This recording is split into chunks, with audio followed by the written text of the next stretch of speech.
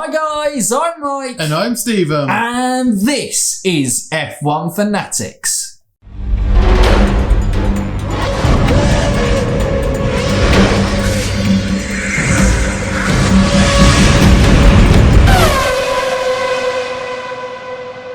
Welcome back to the channel on a very dark day. It seems very gloomy, doesn't it? Oh, yes. Yeah, well, it was the storm that happened on F1 Twitter over the weekend. Yes. On Max and Lewis.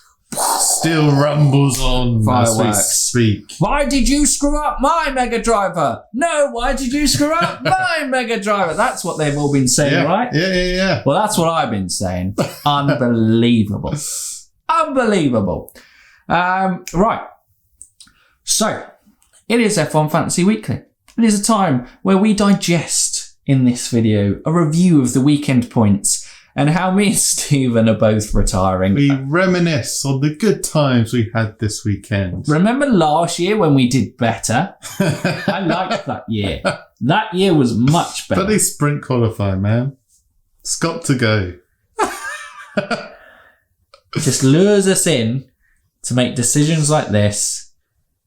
And then, I don't even know. Look, I scored 155 points from this weekend on a weekend where I used a Mega Driver. I got 155 I didn't do points. much better. I got about 30 more than that. Oh, wait, it's still... well, yeah, because I turboed Gasly, which also got me minus 20 points. Yeah, unbelievable. So let's just get into it and get it over with. Stephen, the screen recording starts now. Show me. There we go. Let's get into it. Obviously, Kimi Räikkönen scoring an impressive NA score, bringing him up to a total of 1 million Kimi! fantasy points. What a performance in front of the Tifosi, the last time he'll ever do it. Incredible. He's so far the top point scorer in F1 Fantasy this year with a whopping 1 million. But on with the rest of them. Daniel Ricciardo obviously topped it by winning the race with 58 points. Valtteri Bottas, sorry, the Kimi's throw. I really shouldn't have put Kimi up there. Valtteri Bottas got 57 points. Lando Norris got 41 points. Charles Leclerc got 34 points. And Checo Perez makes it into the top 5 in 28 points. Incredible. First time Checo's actually made it into the top 5 Ricciardo, in 5 races. I think we said Ricciardo, he's just not someone to look at yet. Bang, wins a race. Yeah. Valtteri Bottas did great. Best Mercedes driver to pick. Look at all those positions and points he got. What a weekend for Valtteri Bottas. I mean, Valtteri Bottas coming third. And I know he got pole position and won the sprint qualifying race.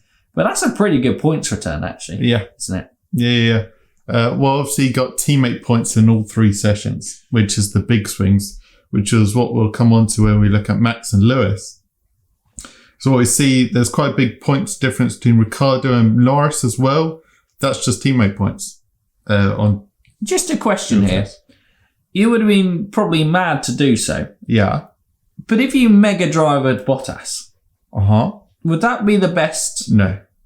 Well, I did have a look at it. Ricciardo would be a good Mega Lewis driver. Hamilton got 65 points at Silverstone, and I think Max got 60 at Monaco. So he wouldn't have been a bad Mega Driver. No. He would have been right up there, but yeah, okay. It would have been a crazy one to Mega. I'm surprised how many points he got there. Well, because it's this double qualifying. Absolutely. And he got pole position in both. Yeah. So that's where he's made most of his points, despite only finishing third. Yes. But yeah, great. Carry on. The rest. Carlos Sainz got 23, Lance Stroll 22, Fernando Alonso 21 with the 21 club, along with George Russell, of course, another point scorer who kind of went under the radar because of all the other drama. But it's crazy how George has got his 3rd point scoring race weekend. Esteban Ocon got 20 points. Max Verstappen got 14 points, mainly because of the teammate points from qualifying and sprint quali. Mick Schumacher got 13 points. Nicholas Latifi 11. Kubica 10 points. Did he get 10 points? He must have got 10 points. I've done this like an hour ago. I thought he has got 4 points, but I'm going to go Kubica 10 points. Hope it's correct. Antonio Giovinazzi 8 points. Sebastian Vettel 4 points. Lewis Hamilton 1 point because he got 0 teammate points all weekend. Nikita Mazepin -8. Pierre Gasly -10. And Yuki Tsunoda, of course, the other retiree, -10. Not a great weekend for me. There we go. Not a great weekend. Like you said, George Russell went on the radar. I actually thought he would have been one of my poorer scorers, but 21 is a very good return for him as well, considering that matches Alonso's score and Stroll and Sainz.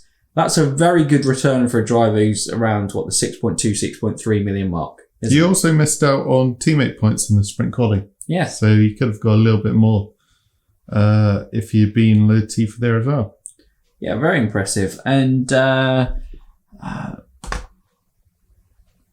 Bobby Kubica 10 was very impressive. Well, not for the price, but... Well, how much was he? Was he just goes in at straight Kimmy's price? I think so. Oh, well, then absolutely not. But go from there. Right, let's have a look at the teams.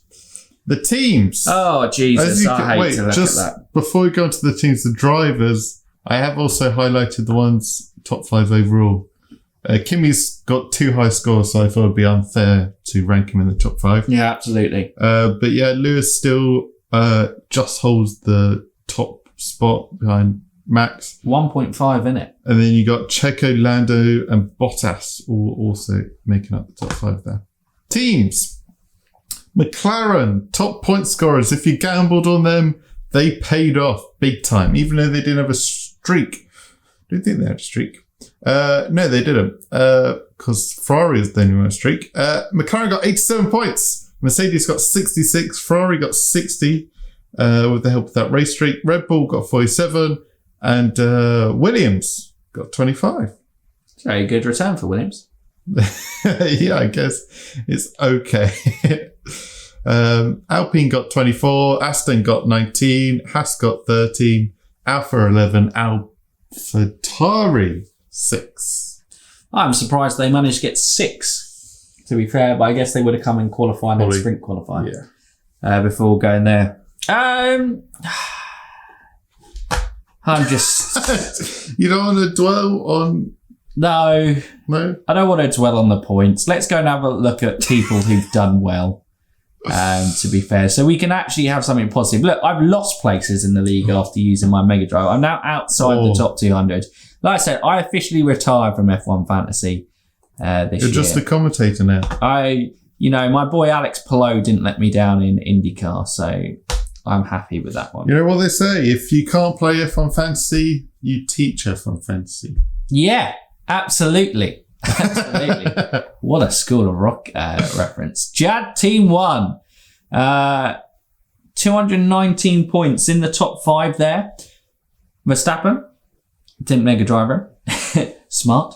Leclerc. 34, Alonso 21, Russell 21. Good little kind of trio set there, actually. 31 point club there, and Norris 81. So yeah, no, a pretty good return there. Yeah. Absolutely. Oliver, Team 1, Stephen. Oh, double McLaren, Ricciardo, Turbo Lando. Nice. Max Verstappen, Pierre Gasly, Phil the Pain, Esteban, Ocon, and Red Bull as the team. Good return, and keeps himself in the top 5. Yanni. Both those guys still got their Mega Drivers. Yanni has returned. I believe this is our Yanni from first season F1 Fanatics F1 Fantasy Weekly. Wait, the name? Mercedes, sauna, and room for a pony. Yeah, that's a great name. There we go. Mega Driver Bottas. Mega Driver Bottas. You know when someone went mad? That was Yanni. That Mega Driver of Bottas. And gets him into the top 3. 347. Leclerc 34. Sainz 23. Norris Turbo 82. Gasly is the only part that really lets him down. But he could have gone for McLaren. I mean, it would have been bold to really go Mega Driver Bottas. and McLaren. Yeah. That would have been, but that would have probably allowed him to go Ricciardo McLaren. I mean, that would have been he could have gone Ferrari, because Ferrari outscored Red Bull by 13 points as well. Yeah, crazy. Right. Well done, Yanni. Let's another new person in the league is the process. Oh, trust the process. Must be an Arsenal fan. Go from there. Right. We got Max Bottas, the Max Bottas team. Is this the first one we've seen in the top 5? I think so, yeah. I was thinking it may have had a decent weekend. Esteban Ocon, Turbo Lando, Pierre Gasly, and the gamble in McLaren. Whew. For not using a Mega Driver, 240 is a great lot of people went return. for McLaren. Were they actually on a streak? Or No, did they're people just people back the pace. back the FP1 pace? Now, Fair enough. obviously, Vikrant Prophet, you may know him as on Twitter. His was in meltdown to me, going, "Oh, it's all falling apart. I'm gonna lose. Come to me and tell me that you're losing as you sit top of everyone fancy. It could have been so much better. It could have been, but you're there. Look at you. But I've wasted my Mega Driver." I think that's exactly how it sounds like. Absolutely. That's genuinely his voice. What a return. Because, he had Turbo Norris, McLaren. What a great return there. Gasly let him down, but he had Valtteri Bottas. Great return with the 57 points there. Giovinazzi let him down, and obviously the Mega Driver of Lewis Hamilton. Triple one is 3. But at least he gained 2 points on that. Just imagine if he'd Mega Drivered Bottas, but I think with his usual opinions on Bottas, that would have been like a stake through the heart.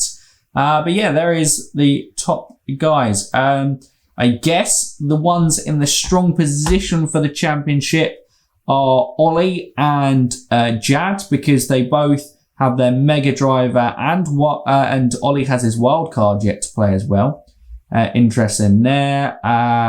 Bestia down in 7, a bit of an outside chance, but still there because he's got Mega Driver and wild card. But yes, looks like a few of these down here. That Rox's team there. Yeah. She got hit by the Lewis Mega. Fergus is still sitting pretty with a Mega and go from there, but hey, we'll see. I think that's a time. We'll stop the screen recording there. Stop it now. Look, it's been a great ride. I'm looking forward to seeing you all in 2022. New regulations. No, you're a teacher now. I teach. So basically, don't do as I say and don't do as I do, and you'll probably have a pretty good chance of F1 Fantasy. Stephen, there's a bit more of a hit chance that you could listen to some of his things and they'll come off. But the best advice is listen to our thoughts and our process and go, that now is jinxed and probably won't happen. Yeah. Maybe we should start doing courses. Yes. For just $9.99 a month, you too can become an F1 Fantasy jinxer just like us. Wow. Don't forget to dial 2422221112220 and you too can become an F1 Fantasy jinxer just like us. $9.99. Get your course now. And if they're new around here and done so already, Stephen, what can they do? They can like, subscribe, and ding that bell. Ding it. Get out of here, you lot. But for now, you F1 fans, keep racing.